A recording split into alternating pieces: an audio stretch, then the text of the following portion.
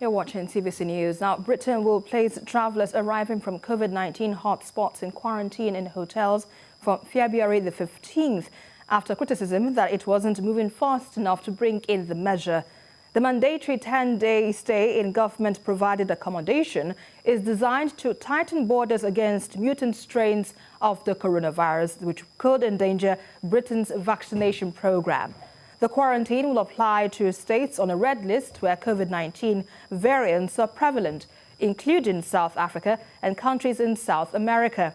The UK government said it had been consulting with the travel and hotel industries and would now finalize plans, including contracting hotels near ports and airports.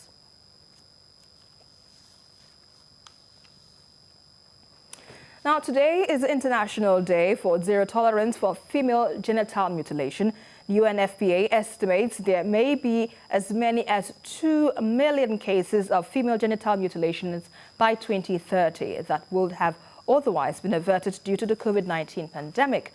Now, joining me now to discuss this is a female gender mutilation advocate, Raymond Okpani. Good to have you on the news at this time. So today we're celebrating the female genital mutilation. How far have we gone to abolish this practice?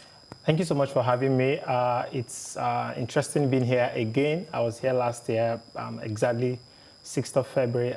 So today is International Day of Zero Tolerance. It's actually a day mapped out to celebrate and also to support women on how best we can stop the practice, the harmful practice of female genital mutilation globally. Yes, a lot has happened in terms of the way forward trying to stop the campaign. But there's still a lot of work to be done because female genital mutilation is actually anchored in the culture of people. So it means that no matter how hard you want to try, no matter how hard you want to enforce the practice, there is a limit to how much you can really push people. We still have people who have to go at the background to still perpetrate the act, even though we have law enforcement and a lot of things. But come on, you cannot just tell somebody to stop the same thing that has actually kept them, for so many years, even when they were not yet born. So a lot of work has been done. The government, the stakeholders, community members are beginning to train a lot of people in various communities to really see the reasons why in the beginning it was a good thing to do. Maybe there was a right motive around it, but I mean, we have evolved. A lot has happened. So we need to now understand that the negative, the effect is more than whatever benefits that we were meant to believe. A lot of people are beginning to die, contract a lot of infections, just the same way like COVID came, and then we are now forced to see that most of the things we really held so much strong to are not really how it is. We can actually live an entirely different life. We can actually adjust our lifestyle in such a way that it can suit us. That's the same way the same culture is not made. Culture is actually made to suit human beings. Human beings were not made to suit culture.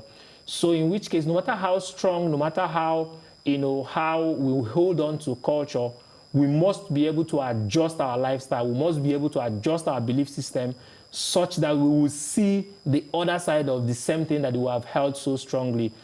These days, because we don't really connect the dots.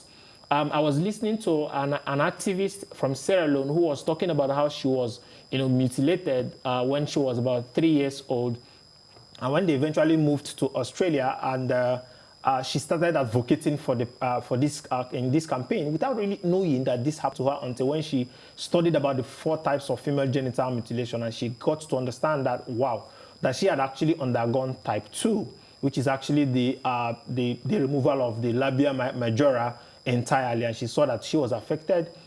It's now dawned on her. She had a flashback to what happened while she was 3 years old, and I mean, she got to her mother to say, "Why did you do this to me?" And it continued to affect her because almost every time we see women that are probably not performing at optimum, and you get to think that they are dumb or they are useless or they cannot perform. Most times it is as a result of a lot of psychological issues. They got to think about a lot of things, just like maybe somebody that was raped. You have a lot to talk about this matter, but when you were talking about, you said could be as a result of culture, beliefs, and all of that.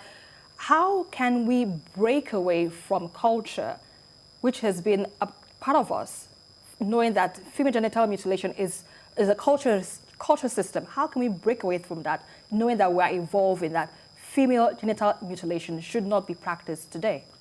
So it takes a lot of things to dive into culture. For you to even say you want to change a culture, it's a whole lot. Because in some places, you don't get to talk about it. For instance, issues around female genital mutilation are things that have actually thrived in silence.